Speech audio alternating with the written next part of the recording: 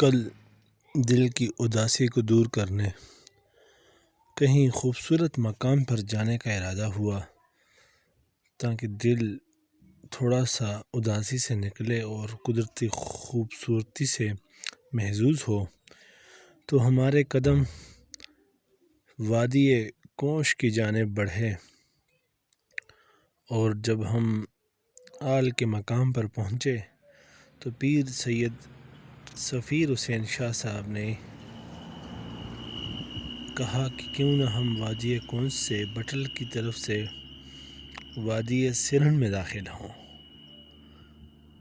بس اس پر ہم دونوں نے آمین کیا اور وادی سرن کے خوبصورت نظاروں سے محظوظ ہوتے ہوئے علاقہ بٹل سے ہم نے وادی سرن کا جو ہے رستہ لیا۔ خوبصورت رستہ یہ آپ دیکھ سکتے ہیں، اور بڑھتے بڑھتے بڑھتے ایک خاص مقام تک جا پہنچے، مگر انفارچونیٹلی اس خوبصورت مقام یعنی ملکہ گاؤں سے تھوڑا اوپر ہمارے بائک کا ٹائر پنچر ہو گیا اور ہم اپنا سفر جاری و ساری نہ رکھ سکے۔ یوں ہمیں واپس لوٹنا پڑا۔ سفیر حسین شاہ صاحب بائک پر کو لیے بٹل پہنچے اور میں گاڑی میں بیٹھ کر بٹل پہنچا۔ ٹائر کا پنچر لگا کر ہم نے اپنا سفر واپس جاری و ساری کیا۔ لاچیمنگ گاؤں، لاچیمنگ اپنی خوبصورتی و مہمان نوازی میں بے مثال لوگوں کا گاؤں ہے۔ یہاں پر سے بے مثال و بے نظیر قسم کے نظارے دیکھے جا سکتے ہیں۔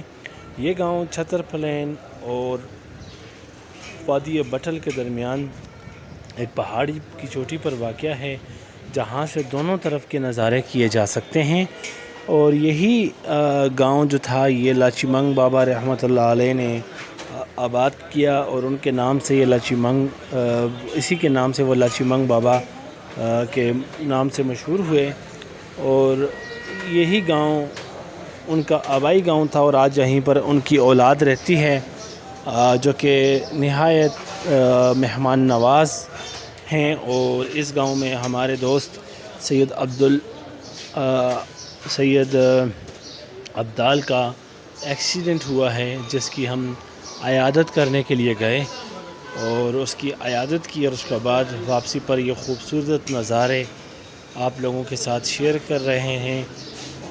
پیر سید سفیر حسین شاہ مدنی ترمذی میر سید شاہی بھی ساتھ وہ شریک سفر و ہم سفر تھے۔ اللہ تعالی ہم سب پر رحم کرم اور فضل فرمائے، اور میرے والد محترم سید وحید شاہ رحمۃ اللہ علیہ کی بخشش فرمائے، آمین۔